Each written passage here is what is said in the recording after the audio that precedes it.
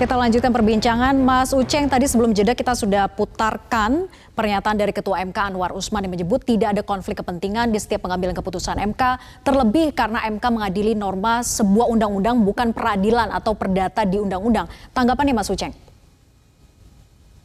Iya, saya kira ada dua hal kekeliruan mendasar yang dilakukan oleh Anwar Usman dari bahasa itu. Yang pertama, jangan lupakan permohonan yang dimohonkan itu langsung mention nama Gibran. Jadi dari semua permohonan yang masuk di minggu lalu, itu tidak ada satupun yang membahas nama Gibran. Tetapi khusus permohonan yang malah diputus oleh beliau, itu ada nama Gibran di situ.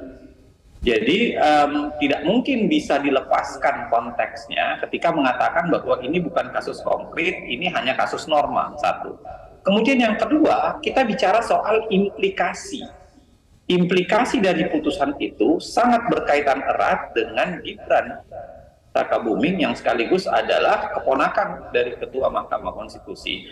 Saya kira Ketua MK harus membaca kembali pasal 17 Undang-Undang Kekuasaan Kehakiman yang jelas-jelas mengatakan bahwa orang tidak boleh menjadi hakim kalau itu ada kepentingannya, apalagi dalam status keluarga.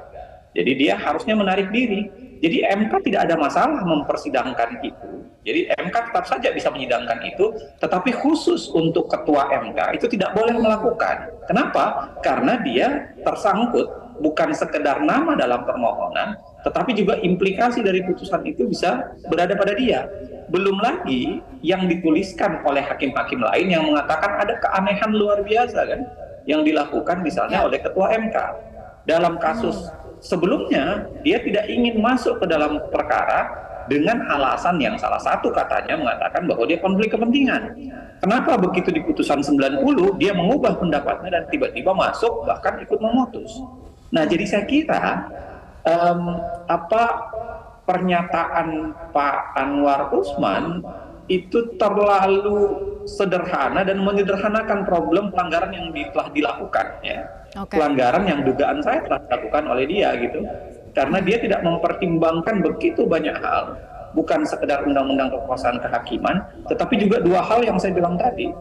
Putusan itu mengungkit langsung namanya pengagum Gibran Rakabuming, plus pada saat yang lama implikasinya itu terkena langsung pada ponakan yang memang dimention dalam putusan.